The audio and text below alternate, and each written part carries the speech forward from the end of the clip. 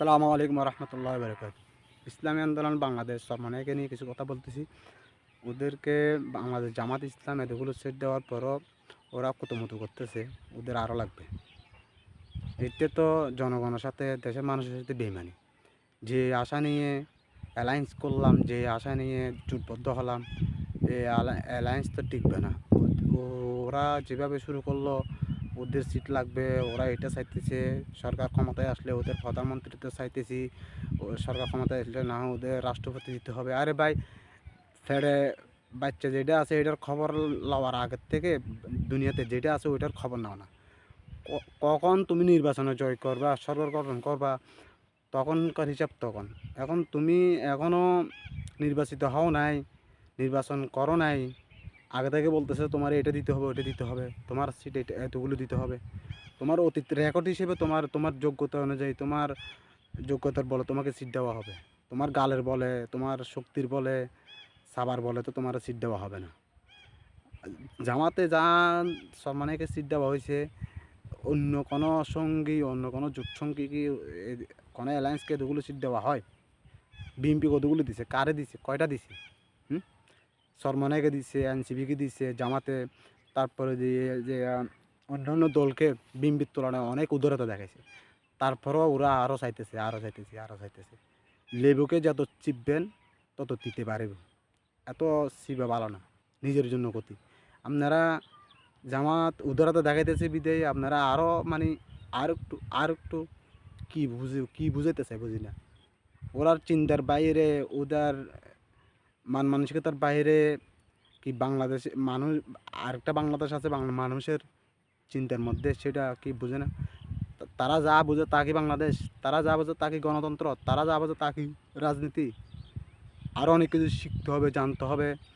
দলে অ্যালায়েন্স থাকতে হবে, জোটবদ্ধ থাকতে হবে, কোরবানি দিতে হবে, দেশের মাটিতে আরও দীর্ঘদিন রাজনীতি করতে হবে। তখন যাইরে আপনার দাবিগুলো পরিপূর্ণ হওয়ার সম্ভাবনা থাকবে। আরে ভাই, এখনও ছোট দল, এখনও কিছু করতে পারেন নাই।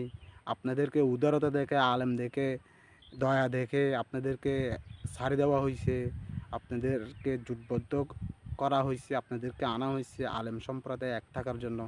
আপনাদের পুরোই বন্ডামি শুরু করছেন। বড় ভাই সকালে এক কথা বলে, বিকেলে ছোট ভাই আর কথা বলে। বন্ডামির কোনো শেষ সীমা বলে একটা কথা আছে। এরা আসতেছে আসতেছে আবার যাইতেছে, যাইতেছে যেতেছে আবার আসতেছে।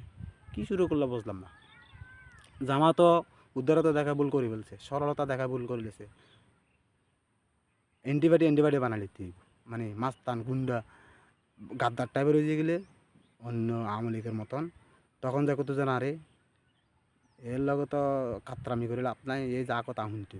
আরে ভাই, উদারতা দেখাকে ভুল করছে জামাতে। হ্যাঁ, কী বন্ডামি শুরু করলো বুঝলাম না। পৃথিবীর পরাশক্তিগুলো এমনিও পূর্ব এশিয়ার দিকে নজর।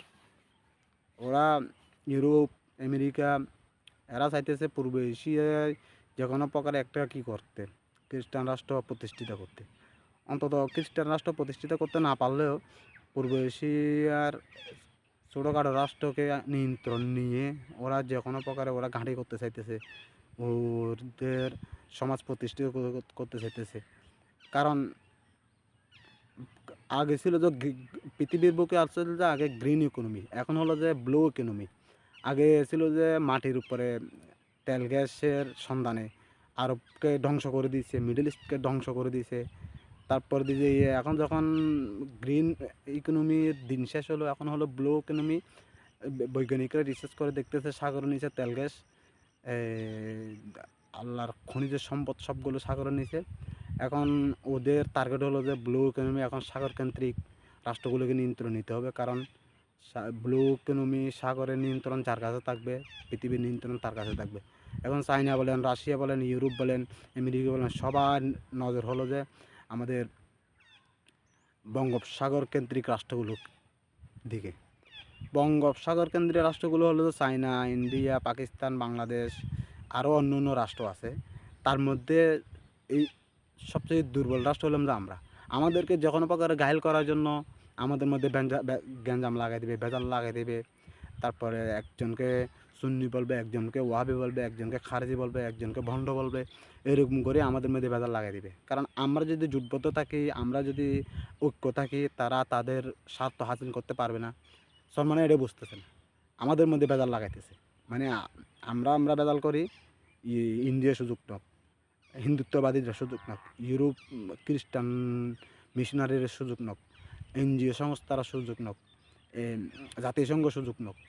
ওরা চাইতেছে মানে আমরা ভেজাল থাকলে ইউরোপ মানে পৃথিবীর পরাশক্তিগুলো চাইতেছে আমরা যদি ভেজালে থাকি ওরা যে কোনো প্রকারে হস্তক্ষেপ করতে পারবে।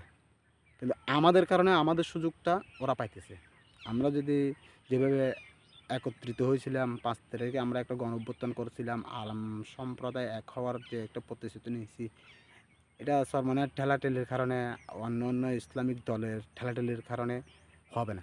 কারণ দেখেন, আলেমের আলেম হুজুর সমাজের লোকগুলোর চিন্তার বাহিরে আরেকটা দুনিয়া আছে, আরেকটা গণতন্ত্র আছে, আরেকটা দেশ আছে।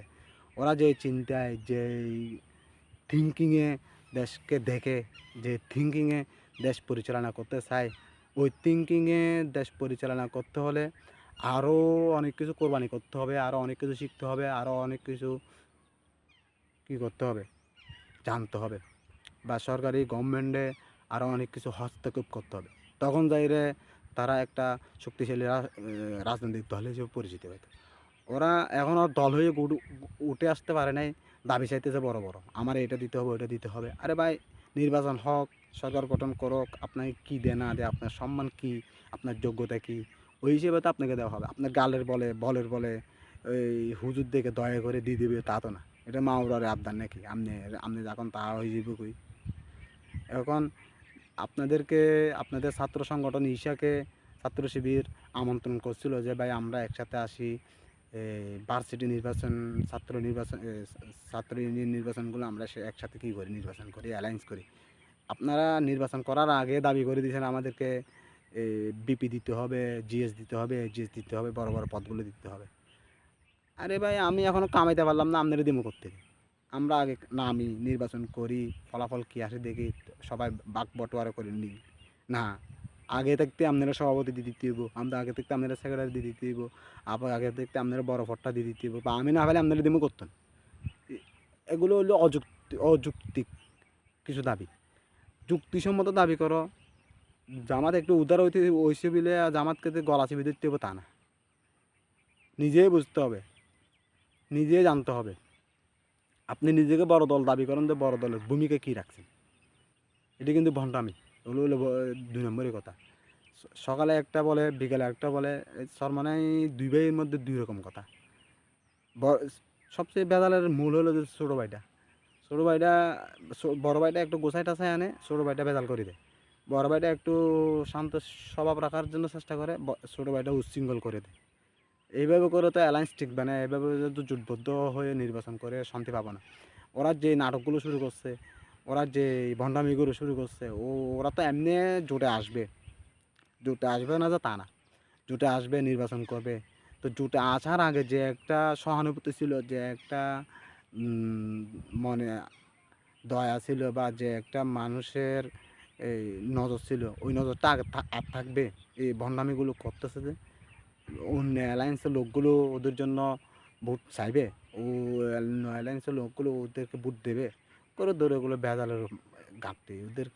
ওদের ভোট দেওয়ার থেকে বিএনপিকে, ধানের শীষকে ভোট দেওয়া অনেক ভালো হবে, বা অন্য আরেকজনকে ভোট দেওয়া অনেক ভালো হবে। এই মানে এক দলের কারণে পুরো অ্যালায়েন্সের ক্ষতি হবে।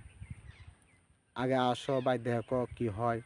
আমি যা খাবো তোমারে তা বাগে দিব, তোমার যোগ্যতা নেই, তোমাকে আমি ঠকাবো না। জামায়াতে ওইটাই বোঝাতে চাইতেছে, ওইটাই দেখাতে চাইতেছে, দেশের স্বার্থে, জনগণের স্বার্থে, ইসলামের স্বার্থে অ্যালায়েন্স করা হয়েছে। এখন আপনারা দেখে যে সকালে আসতেছেন, বিকেলে আসতেছেন না, বিকেলে আসতেছেন, সকালে আসতেছেন না। এখন দেখি কালকে ২ বার ধরে ব্রিফিং করছে জামাতে, মানে একবারও আসে নাই। এগুলো তো কতগুলো ভণ্ডামি, এগুলো তো ২ নম্বরই। হ্যাঁ, হুজুরদের মধ্যে এত শয়তানি থাকা তো ভালো না। ভালো হয়ে যান, ইসলামের উপকারে আসেন, মানুষের উপকারে আসেন, দেশের উপকারে আসেন। আমি এই কথা শেষ করতেছি।